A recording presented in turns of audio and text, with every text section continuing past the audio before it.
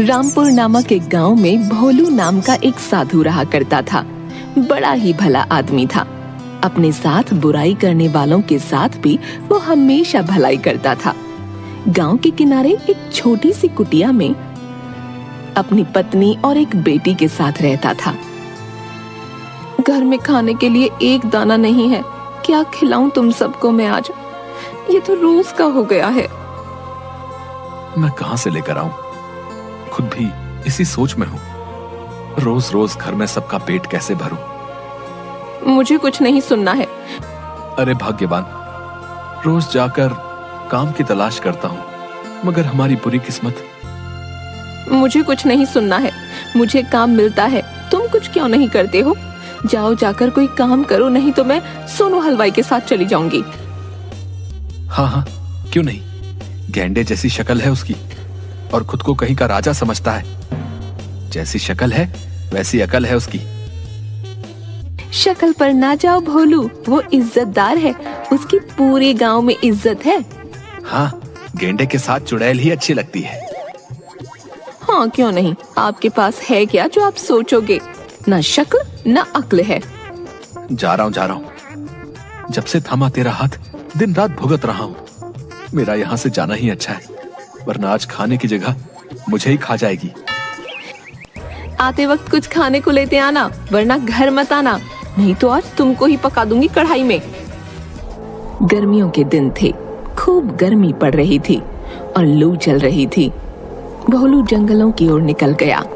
वहाँ एक आदमी दोपहर में कहीं जा रहा था, लेकिन ज्यादा गर्मी होने और लू लगने से वो बेहोश होकर गिर पड़ा। भोलू ने जैसे ही देखा कि दूर जगह पर वो आदमी बेहोश पड़ा है, तो वो तुरंत उसकी सेवा में लग गया। पानी पिलाया, सर पर गीला कपड़ा रखा और हाथ के पंखे से काफी देर तक हवा की। तब जाकर उसे होश आया। तुम कौन हो भाई, और इतने बड़े जंगल में तुम क्या कर रहे हो? मैं काफी दूर से चलते हुए आ रहा हूँ। पानी न मिलने की वजह से मैं बेहोश हो गया था। ठीक है, ये लो पानी, और आराम से बताओ क्या बात है, और तुम इतनी दूर किस लिए आए हो? वो आदमी अपने दिमाग में सोचता है, अगर इसको नहीं बताया कि क्या है मेरे पास, तो मैं अपनी जान इस चीज से कैसे बचाऊंगा? मुझे वो चीज इसी आदमी को दे देनी चाहिए। पानी पीने के बाद उस आदमी ने भोलू से कहा, मैं बहुत भूखा हूँ, कृपया करके कुछ खाने को दे दीजिए।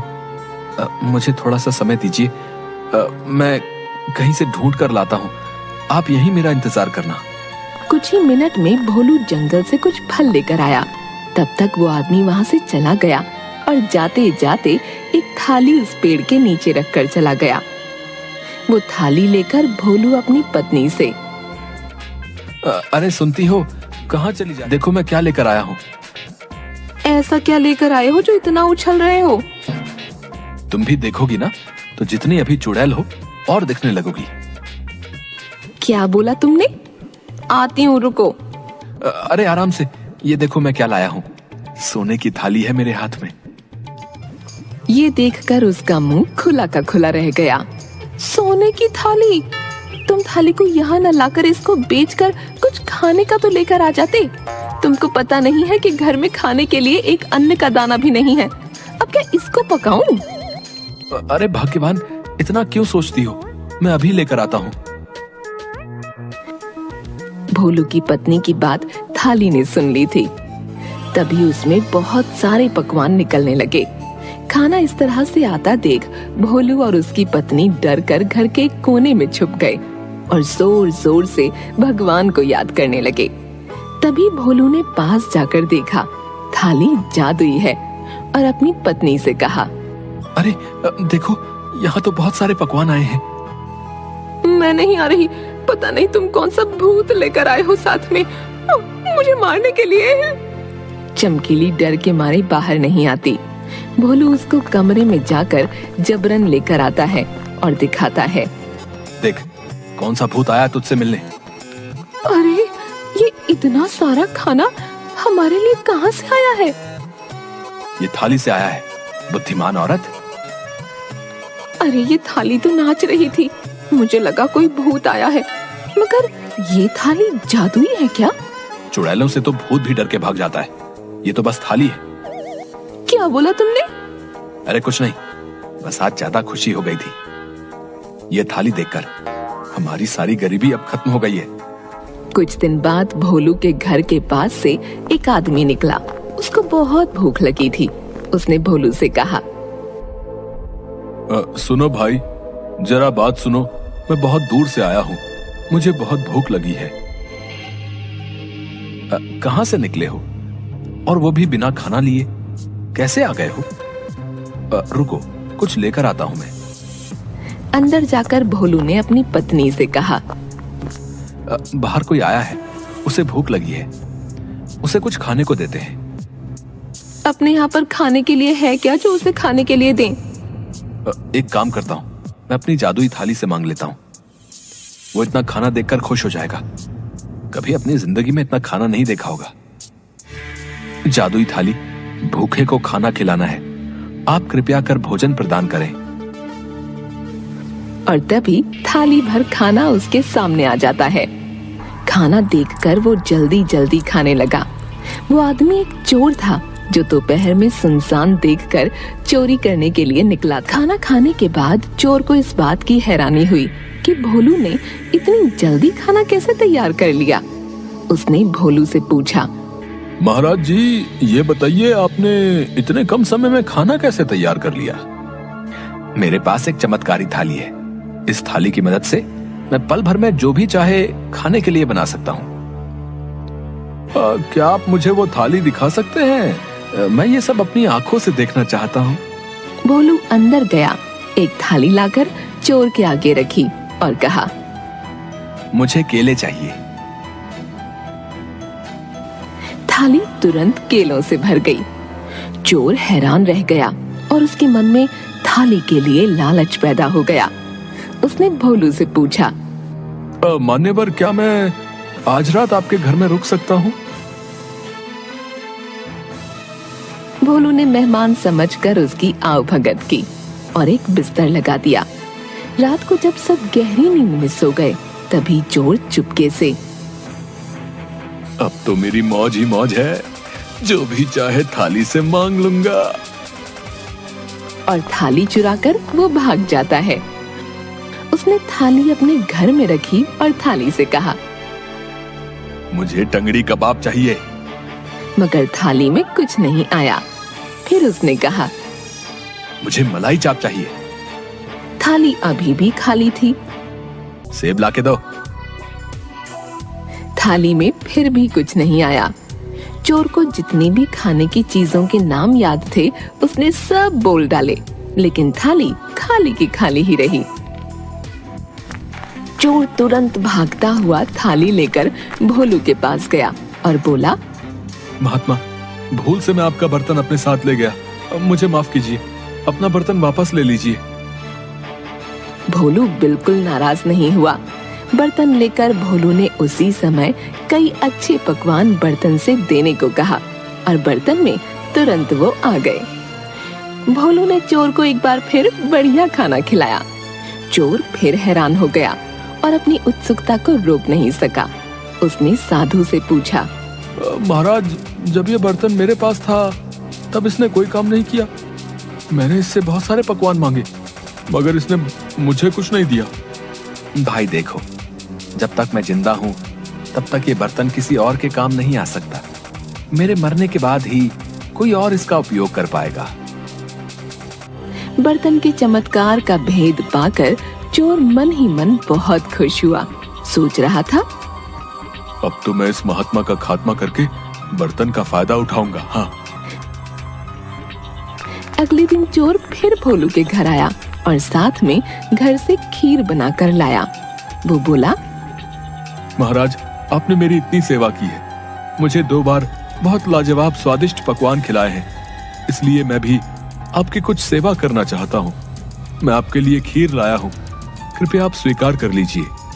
भोलू और उसकी पत्नी भी खीर देखकर खाने का सोचने लगे और दोनों ने बिना किसी संकोच के चोर की दी हुई खीर खाई और चोर को धन्यवाद कहा। तुम्हारी खीर बहुत ही स्वादिष्ट बनी है। हाँ, बहुत ही अच्छी बना लेते हो आप खीर। चोर खीर में जहर मिलाकर लाया था। खीर खिलाकर चोर वापस अपने घर चला गया। रात होने पर वापस भोलू के घर में आया, थाली को फिर से चुराने के लिए। उसे पक्का यकीन था कि जहर से अब तक तो भोलू का काम तमाम हो चुका होगा। चोर थाली लेकर फिर से निकलकर सीधा अपने घर पहुंचा। आज देखूंगा कि ये थाली मेरी बात कैसे नहीं सुनती है। चोर सोने के लालच में थाली पर जोर से चिल्लाया। मुझे सोना चाहिए, सोना। इतने में थाली की आवाज आई। मुझ पर क्यों चिल्ला रहे हो तुम? अरे ये तो बहुत सही है, तुम बोलती भी हो क्या? पहले क्या हो गया था जो नहीं बोली? हमारी मर्जी, नहीं बोले क्या कर लोगे? बेइज्जती कर रहे हो क्या? दिल से बेइज्जती कर रहे हैं, क्या करोगे? आज तुमको मेरी बात सुननी पड़ेगी और आज तुमको वो सब देना होगा जो मुझे चाहिए। अच्छा, धमकी दे रहे हो क्या मुझे तुम? हाँ, धमकी समझ लो। इतनी बात पर थाली को गुस्सा आ गया और उसने चोर के घर को अच्छे अच्छे पकवानों से भर दिया। ये सब देख चोर को खाने का लालच बढ़ गया और उनको देख खाना शुरू कर दिया। चोर ने इतना खाया कि उसका पेट एक गुब्बारे जितना मोटा हो गया। खाने के बाद चोर से बैठा भी नहीं जा रहा था। चोर की हालत काफी खराब होने लगी। क्यों, क्या हुआ? मजा नहीं आया तुमको खाने से?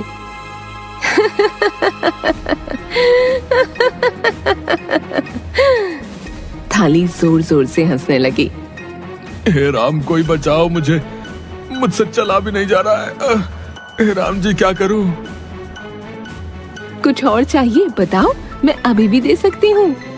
नहीं, मुझे ये कुछ नहीं चाहिए, मुझे माफ कर दो। जा, मुझे जहाँ से लेकर आया है वहीं वापस रख कर आ।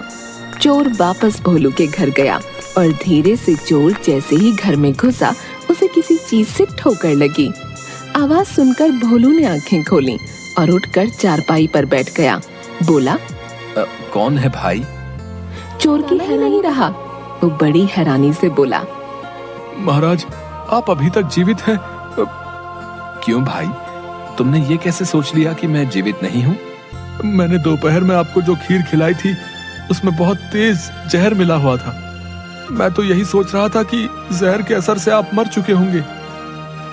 हाँ, इनको अगर मैं भी काट लूं ना तो इन्हें कुछ नहीं होता। तुम्हारे जहर से क्या होगा? सच में आप दोनों को दिया था, आपको कुछ भी नहीं हुआ, ऐसा क्यों?